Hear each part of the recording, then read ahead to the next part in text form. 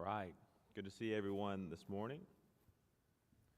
Class looks a little different this morning. And so let me say a few things, even for those watching online. Let me say just what we're doing. So Dave Rogers, when he was here, he was in charge of the adult education, the classes.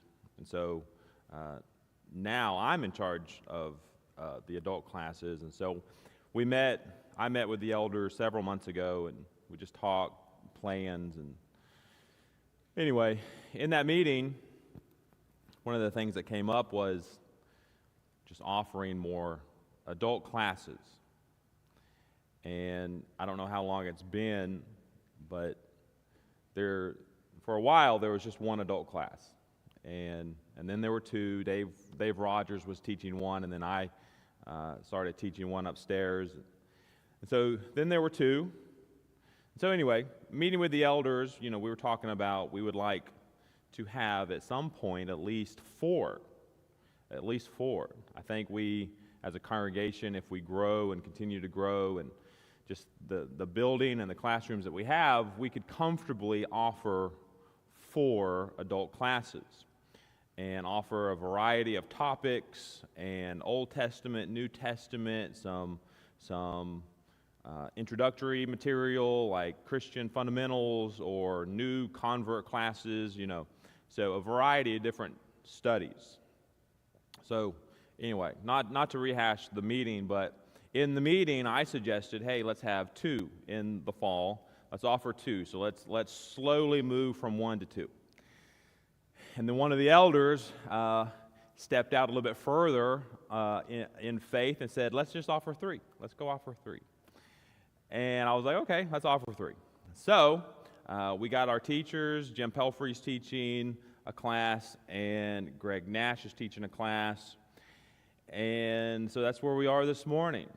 And we have 3 adult classes, and we're going to continue that each semester as we gather teachers, and we look at the congregation and what we think the congregation needs to study and what we can offer as far as classes. And so anyway, my point is, I guess in saying all this, is to get used to having multiple adult classes. And we are really going to try to utilize the Lightpost app, if you have it, and even those online. If you don't attend with us in person, you can still download it, use it, but you can register for the class on there, and that helps us see who's in the class. For example, I can tell you right now that Greg Nash's class is the biggest class. He has a lot of people register for that class. I know he's a great teacher, and it's a topic of interest to a lot of people, and I know he'll do great. But that helps us just see where people are going and the class sizes, and it may get to a point where we need to limit a class. I don't know if that will happen, but register for the classes. You can see what the classes are that we are offering. I've even put some signs out in the foyer and the bulletin to display and advertise what we're teaching, but that's exciting. I say all that because that's exciting, to offer different studies, something that may interest you more than something else. And so we have some good teachers here and men that are willing to teach, and I appreciate them. So I'm going to continue to be in the auditorium so that we can stream and we can have a class online. And so we will continue to work our way through the book of Joshua. Now, if you're here this morning and you did not know about the classes, it will not hurt my feelings if you disappear next Sunday morning and you attend. Upstairs in the corner is Greg Nash's class. He's teaching the New Testament church versus denominational doctrine or doctrines of men. So he's comparing those throughout Scripture. And then Jim Pelfrey's downstairs, this hallway across from the offices. He's in a class over there, and he's teaching, I think, the significance of Christianity. And so those are the other 2 classes offered starting today. And so saying all of that, I'm gonna say that to say this. This morning I'm going to I'm going to review where we've been. So technically, this is like the beginning of the new quarter. With the other two classes starting today, I'm going to treat this as the beginning of a second quarter. And so to do that, or in doing that, I'm going to back up to Joshua chapter 1. We're currently in Joshua chapter 14, and so I'm going to review what we've talked about thus far. The big events, what Joshua and Israel has done through the book so far. Another reason why I'm doing that is because we are in Joshua 14, we are getting into the section of the book that is the land division. And it will go from Joshua 14 to Joshua 19. So those chapters, really Joshua 13. So Joshua 13, 14, all the way to Joshua 19. So that's a big section, that's a big chunk.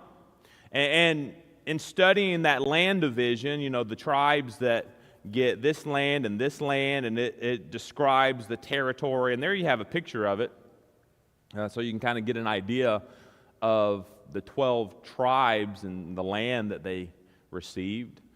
But that's a big chunk of text, and we're not going to spend time going verse by verse. And so I'm a little bit concerned, but that's not the right word, that once we really get into those chapters, it'll go by rather quickly, and I need to cover at least 13 more weeks.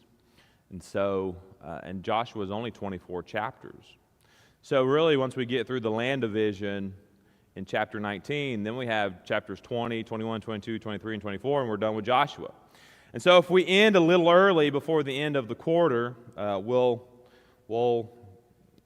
do some extra studies throughout the book of Joshua, maybe something additional. But all right, that's enough introduction. That's enough to say as we begin this morning. So we're going back to Joshua chapter 1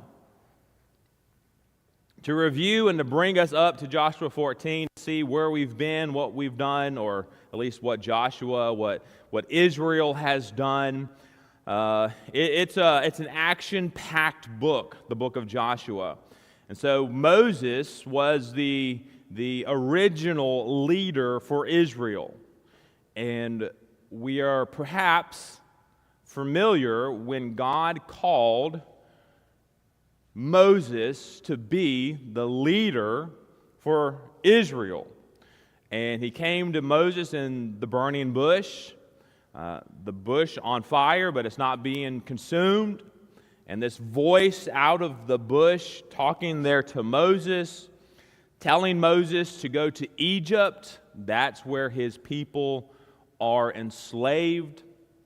And so Moses is given the responsibility to go to Egypt to lead Israel out. And God is going to task Moses with being Israel's leader. Now, the original intent was for Moses to lead them into the promised land. Things will change. Because of Moses and his disobedience, he will not be the one to lead them into Canaan or the promised land. And so there will be a change of leadership.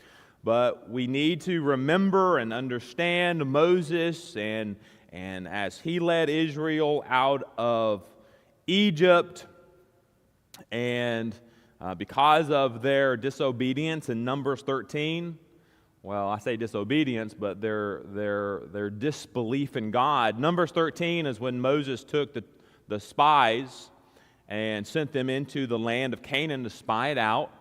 And they came back, and there were 12 spies.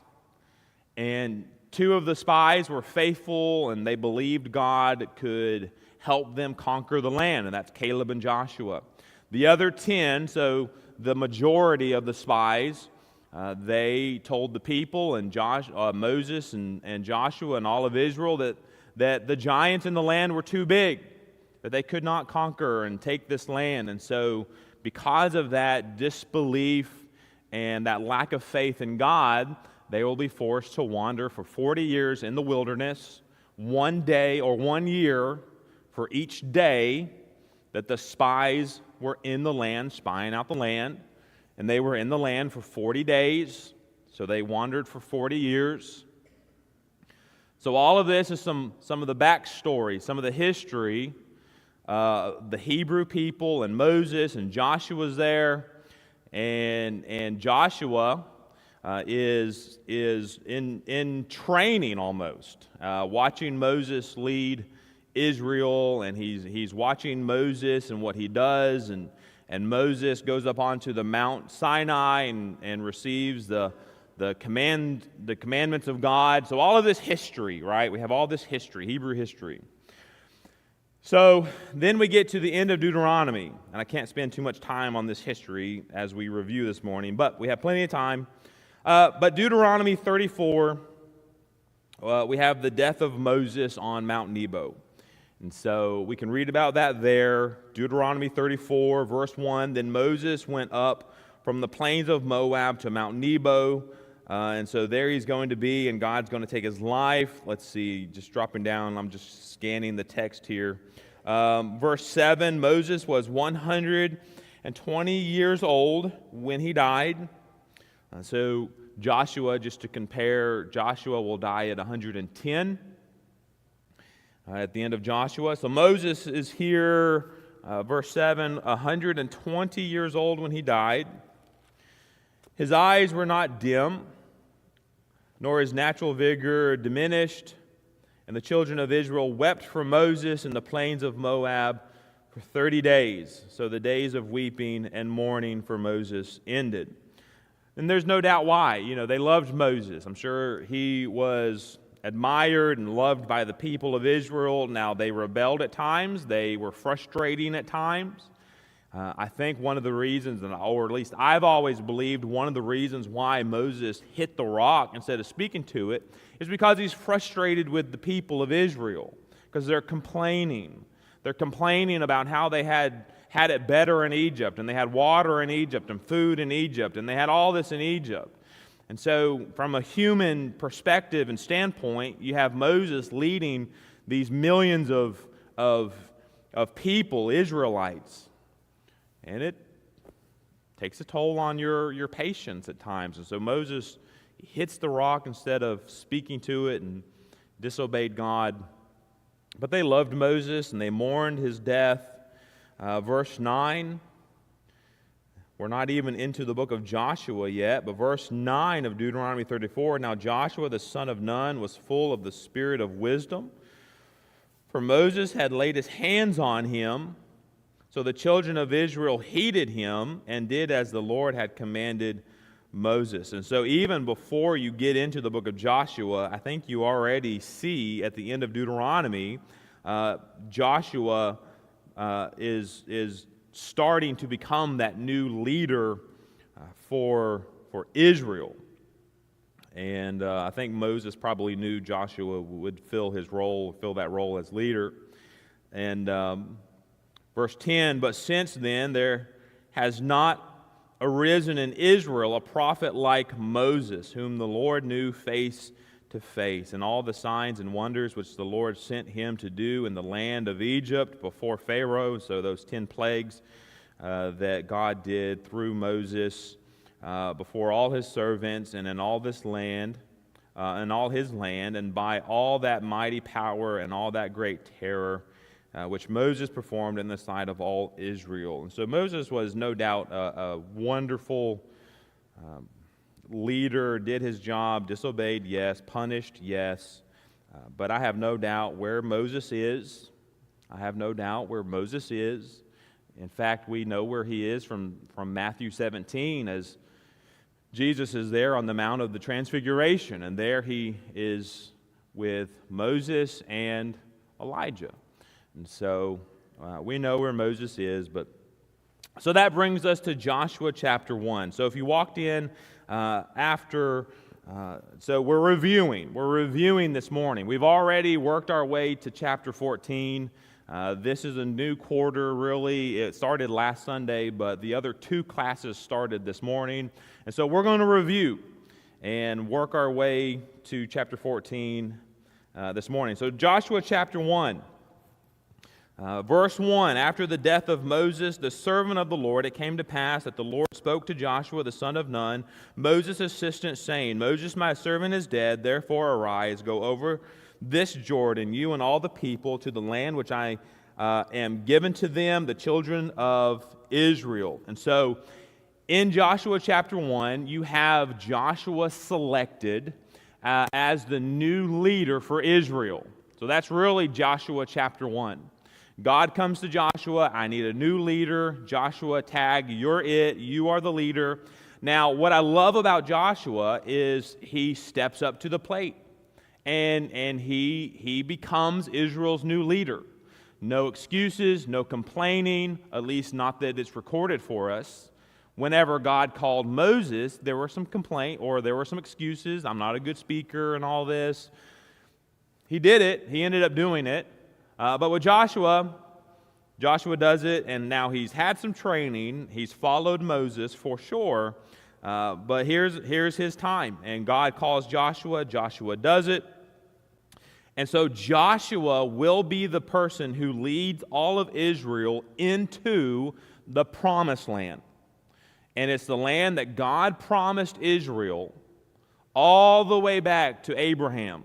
In Genesis chapter 12, I believe, as God promised there to Abraham that he will bless his descendants, and all throughout the Old Testament there with Abraham promising to give Israel a land flowing with milk and honey, meaning that it is a good land, it's a rich land, it is a fertile land, it is a very good piece of land that they will live on, and they will thrive, and God will really bless them with this land. So Joshua is the one who will lead them into that land. Back in Joshua 1, Joshua gives his first command as the leader of Israel. So here's his first command.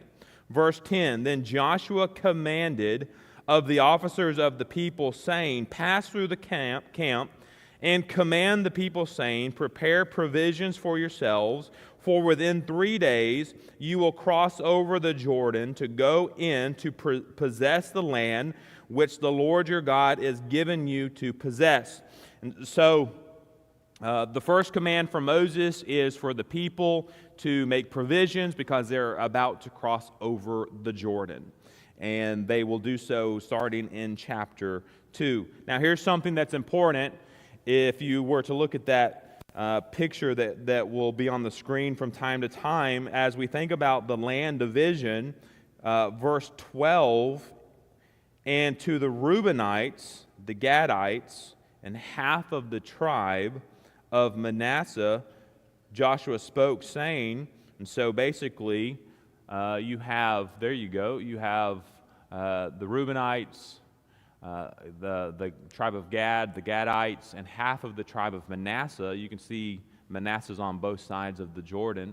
And so half of them will stay on that eastern side, at least the women and children and the older men. But if you were able to fight, you crossed over to the western side and helped conquer that land. So that's Joshua chapter 1. So then we get into Joshua chapter 2, and this is Jericho, and this is the first city that they will conquer. Jericho. Perhaps we are very familiar with Jericho, so I'm not going to spend a lot of time focusing on Jericho this morning as we review. We learn about the city of Jericho. I remember studying it as a young kid at Vacation Bible School, and how they marched around the walls, and God is the one ultimately that will deliver the city to them, bringing the walls down. But in Joshua chapter 2,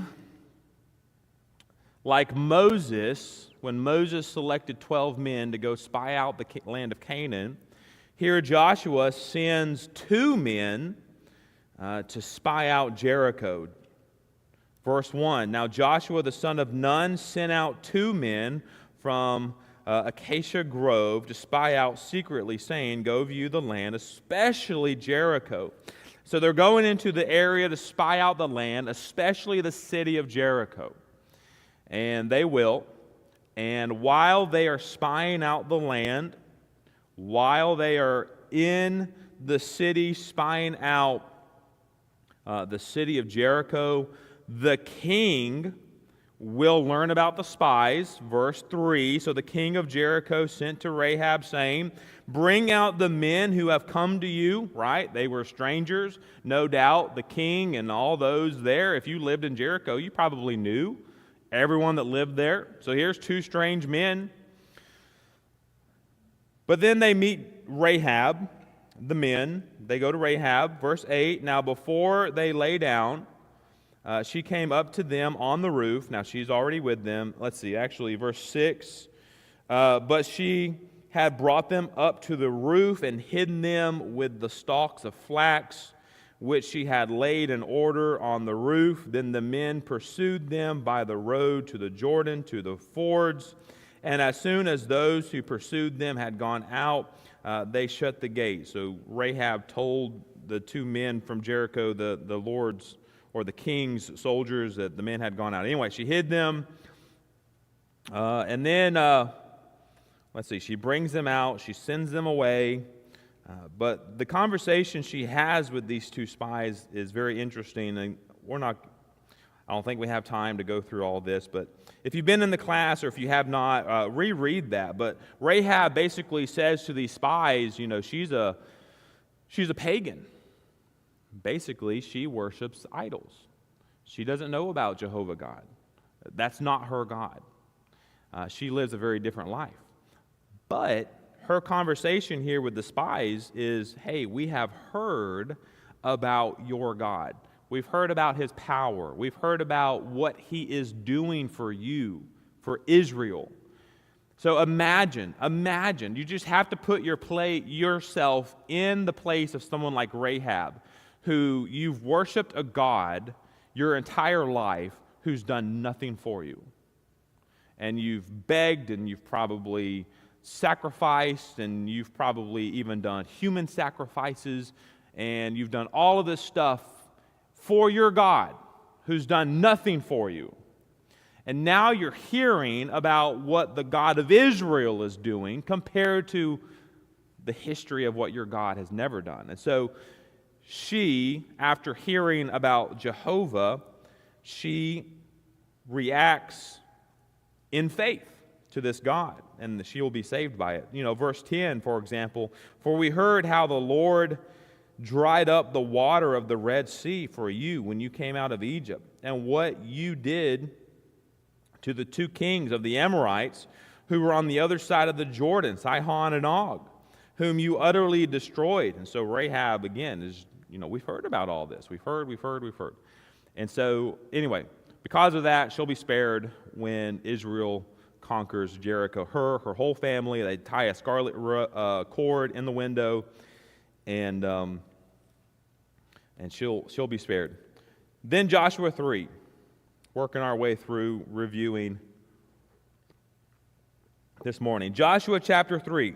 Here's where Israel, I think I said earlier 2 and 3, but 3 and 4 is where Israel will cross over the Jordan. Now, they've already crossed over the Red Sea. Here, they will cross over the Jordan. They are currently camping on that eastern side where Joshua will tell those 2.5 tribes to stay, at least the men that were elderly, the women, the children, the livestock, all of that will stay. The men will cross over. So verse 1, chapter 3, then Joshua rose early in the morning, and they sent out from Acacia Grove and came to the Jordan, he and all the children of Israel, and they lodged there before they crossed over. So it was after 3 days that the officers went through the camp, and they commanded the people, saying, when you see the ark of the covenant of the Lord, and the priests, the Levites, bearing it, then you shall set out from your place and go after it. So what's going to happen in these 2 chapters is the priests, the Levites, carrying the ark of the covenant, which represented the presence of God, which is why only the priests and the Levites, and they could only carry it a certain way. And if you keep reading, which again, we're just reviewing, so we don't have the time to read all these details, the people will be told to stay so far away from it, so many feet. They could not come any closer. Again, this represents the presence of God, the ark. You were to, it's just how it was.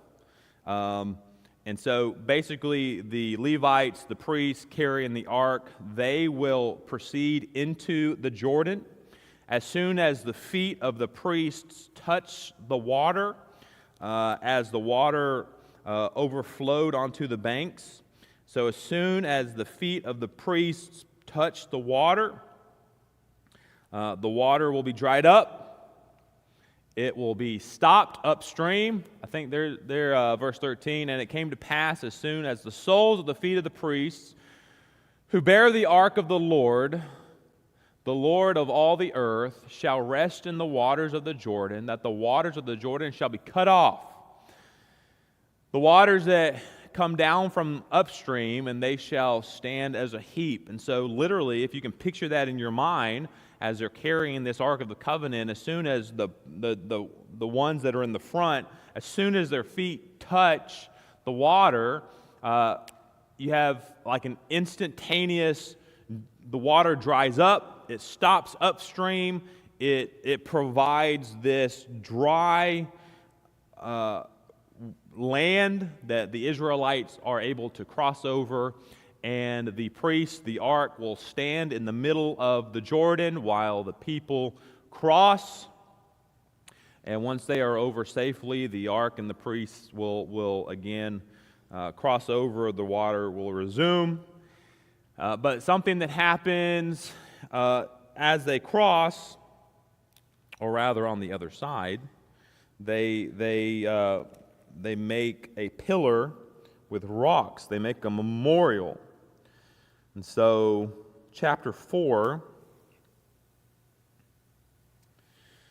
he's going to take a man from each tribe, and they're going, so as they cross the Jordan, they take a stone out of the Jordan, and they will make a memorial on the western side as they lodge there. So chapter 4, verse 1, and it came to pass when all the people had completely crossed over the Jordan, that the Lord spoke to Joshua, saying, take your servants 12 men from the people, 1 man from every tribe, and command them, saying, take for yourselves 12 stones from here out of the midst of the Jordan. So the stones, 12 men, 1 from each tribe, each man take a stone from the midst of the Jordan, from the place where the priest's feet stood firm. You shall carry them over with you and leave them in the lodging place where you lodge tonight. And so they will do that. And so then they will have this memorial of 12 stones where they lodge. And I believe that is the place that Joshua will call Gilgal.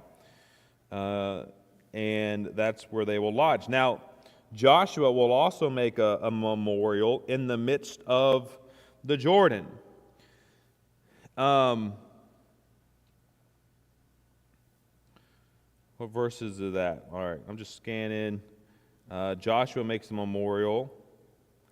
Verse 8, and the children of Israel did so, just as Joshua commanded, and took up 12 stones from the midst. Verse 10, so the priests who bore the ark stood in the midst of the Jordan, and everything was finished that the Lord had commanded Joshua to speak to the people according to all that Moses had commanded Joshua.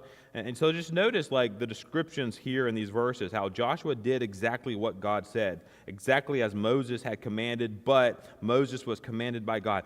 They do exactly as God says, and God continues to bless them.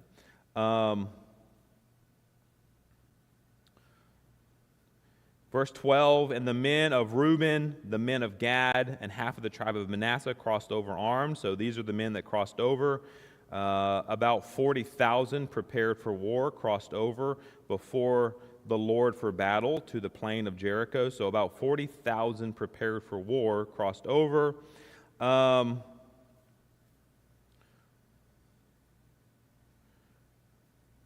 Verse 19, actually. Now the people came up from the Jordan on the 10th day of the first month, and they camped in Gilgal on the east border of Jericho. And those 12 stones which they took out of the Jordan, Joshua set up in Gilgal. Then he spoke to the children of Israel, saying, when your children ask their fathers in times to come, saying, what are these stones? That's an opportunity for you to tell them what God has done as you have crossed over the Jordan. Verse 23, for the Lord your God dried up the waters. Where does it say that Joshua set up? Where am I missing that? Joshua also set up stones in the midst of the Jordan. All right. I may not have time to find it. All right. 4 and verse 10.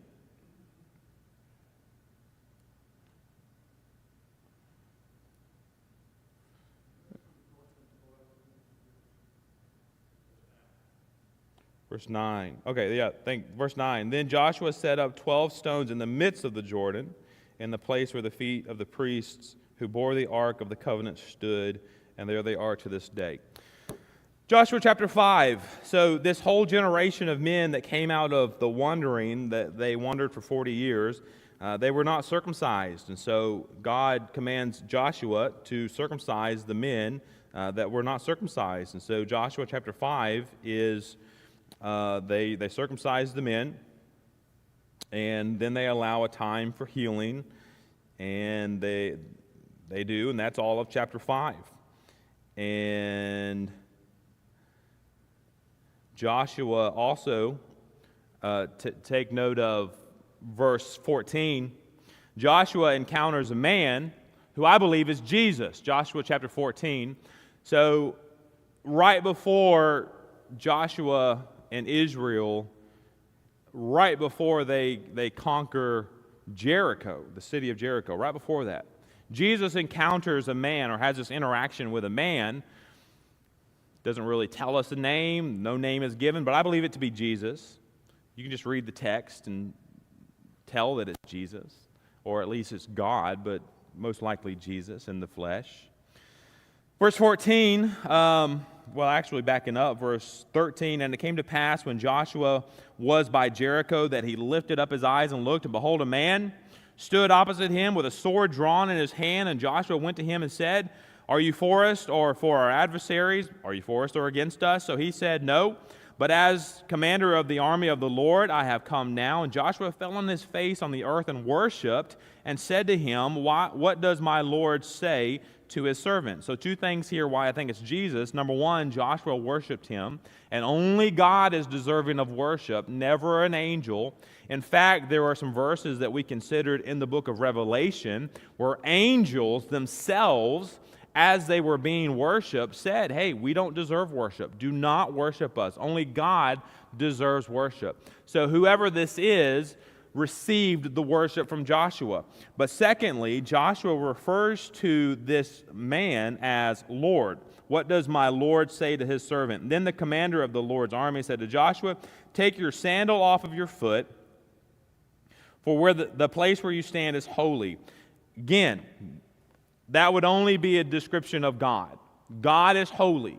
God, going back to the burning bush with Moses, God told Moses in the bush, as Moses is standing there and God's in the bush, his presence is in the bush. God told Moses, take off the sandals from your feet, because where you stand is holy, because I'm here. I'm holy, and this place is holy. And he says that here to Joshua. So I believe that this is Jesus in the flesh. Joshua chapter 6 is Jericho, the first city that they conquer. Again, they follow the commands of God. They march around it for 6 days, once a day. They were told to be quiet. They were told not to say a thing. There you go, verse 1. Now Joshua was securely shut up because of the children of Israel. None went out, and now Jericho was securely shut up. So they knew that Israel was coming. They shut up the walls. They shut up the gates. They closed the gates. They marched around one time for 6 days. On the seventh day, they marched around 7 times. Then they blew on the trumpets, and the walls fell down. I mean, how do you conquer a city that is fortified with walls? In fact, I've heard it said, I don't know how true this is. Sometimes you just don't know if it's true, but it helps you imagine it. I've heard it said that the walls of Jericho were like 15 to 20 feet thick. I mean, massive walls. I mean, how do you conquer a city with walls that fortify it all around it? Well, God knocks them down for them, and then they conquer the city, and as they do so, the soldiers are told by God, don't take anything. You take the riches, you take the silver, the gold, the bronze, the copper, you take all this, but you put it in the sanctuary, you sanctify it for God. You don't take it for yourselves. And that's going to be key, as we learn Achan does in chapter 9, I believe. He does take, or chapter 8, rather. Or 7, actually. So that's Jericho. So they spare Rahab, her family. So there you have Rahab again. She is a proselyte to the Jewish religion. She converts over. Some believe, now this is tradition or theory, some believe that Rahab married one of the two spies that spied out Jericho. Others believe that she might have married Joshua. I don't think either of those can be proven at all, but just some traditionals, some traditions tell us that perhaps she married one of those. Chapter 7, you have the defeat at Ai. So Israel goes up against the city of Ai, and Israel is defeated because of the sin of Achan. Beginning in verse 10, Joshua 7, verse 10, so the Lord said to Joshua, "Get up. Why do you lay thus on your face? Because of the defeat at Ai, Israel has sinned," verse 11, "and they have also transgressed my covenant which I commanded them." So we learn that Achan took of the riches in the city of Jericho. He took a Babylonian garment that many suggest might have been the garment from the king, which would have been a very valuable, very precious, very expensive garment. He took other items that he was not to take. He hid them in the earth in his tent. Because of that, he will be stoned and burned, and the livestock that he owned as well. And so that's the sin of Achan. After they deal with the sin of Achan, then chapter 8, they go and they defeat the city of Ai. However, this time Joshua strategically plans that they are going to ambush the city of Ai. And so some of the soldiers go to the backside of the city, and Joshua with some soldiers, they come up towards the front of the city. And as Ai comes out after Joshua and Israel, all of the men of war leave the city, and then those laying in ambush, they go into the city, they burn it.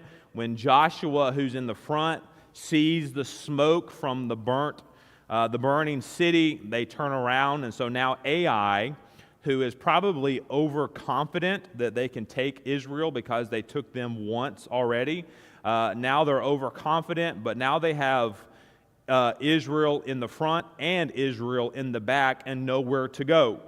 And so Ai is completely conquered, demolished, and the city destroyed, and the king of Ai was killed as well. So everyone killed by the edge of the sword. Pretty gruesome description. Verse 24, "And it came to pass when Israel had made an end of slaying all the inhabitants of Ai in the field, in the wilderness where they pursued them, and when they had all fallen by the edge of the sword until they were consumed, that all of the Israelites returned to Ai and struck it with the edge of the sword. So it was that all who fell that day, both men and women," I know that's hard to imagine, that's just gruesome, "were 12,000, all the people of Ai." So they take the city of Ai. So now they've conquered Jericho. Now they've conquered Ai. And again, let me throw this out there so you don't forget, because I know it's hard to read some of this stuff and imagine the killing. I know. However, there's a lot to be said. This might even be a whole Bible class discussion, but these are pagan people. They're idolatrous. They worship false gods. God gave these inhabitants of the land the opportunity to repent, and they did not. Some 400 years has passed. The patience of God, He has allowed them to repent. He has allowed them to turn from their ways. I mean, these are wicked people. These are like human sacrifice to their false gods kinds of people. These are brutal nations, and so they're being taken out from the land, and the land given over to Israel. And all right, we got about 5. We have exactly 5 minutes. Let's. We can do that. All right, that's chapter 8. So you can tell a lot has happened in the book of Joshua, even up to this point, as they're taking this land, and they will inhabit this land that God promised to do so. Chapter 9, you have the treaty with the Gibeonites. So the Gibeonites, as they heard about all of Israel, the Gibeonites try to deceive Israel. So they take moldy bread and they put on worn out clothes and worn out sandals, and they pretend, or they act like they've come from a far distance and they are here to support Israel. And so they're trying to deceive Israel to say, hey, we came from a really far distance and we're here, when in reality they were just another city just down the way. And so they tried to deceive Israel and Joshua, and it might have worked at first. There's verse 1, and it came to pass when all the kings who were on this side, so that's the west side of the Jordan, in the hills and in the lowland and all the coasts of the great sea, that's the Mediterranean Sea and Lebanon, and all right, so you have all these people, so all these nations. So the Gibeonites try to deceive Israel. They're unsuccessful. Joshua learns who they are, and because of that, they do not kill them, but they make them slaves or servants. They're water carriers. They're basically servants now for Israel. Joshua chapter 10. I actually didn't teach most of this chapter. I know Greg did, and so there's a lot of material I'm sure he covered and taught. But here's another war that takes place with different kings that rally together. Verse 1, now it came to pass when Adoni-Zedek, king of Jerusalem, heard about Joshua and how he had taken Ai and had utterly destroyed it, as he had done with Jericho. So basically, this king hears about these other cities that were conquered. He rallies together other kings to pursue Israel as one force, and so they've rallied together. But Israel will come and war against them, fight against them, and destroy them as well. Verse 10, or verse 9, so this is Joshua 10, verse 9. Joshua therefore came upon them suddenly, having marched all night from Gilgal. So the Lord routed them from before Israel, killed them with great slaughter at Gibeon, chased them along the road that goes to Beth Horon, and struck them down. All right, so here's another war with these kings, these armies, and this is where Joshua requests that the sun stand still, and God obeys his command or his request, and the sun stands still. And that's Joshua 10. All right, just to bring us to 14, I've got 1 minute. So, chapter 11, we have Joshua and his northern conquest as they are going from south to north, and they are conquering more land. Beginning in verse 16, you have really a summary of all of the land, all of the kings that were conquered. by Joshua. Chapter 12, you have a list of kings that were conquered by Moses, and then a list of kings that were conquered by Joshua. So chapter 12 is really an entire chapter of just kings that were conquered by Israel. Chapter 13, now Joshua was old, advanced in years, and the Lord said to him, "You are old, advanced in years, and there remains much more land that needs to be possessed." So here's where we left off last Sunday. Here's where I wanted to get to this morning. So chapter 13 and 14 begins Joshua dividing the land to the tribes of Israel. So they've conquered cities, they've killed kings, they've wiped out nations, they've conquered the land so far. There's more to do, but they're going to start giving the land by lots to Israel all the way to chapter 19. All right, I'm out of time. That's a review, so much to cover in 45 minutes, but that brings us to chapter 14, and we will pick up there next Sunday. Questions, comments, thoughts? All right. Thanks for being here.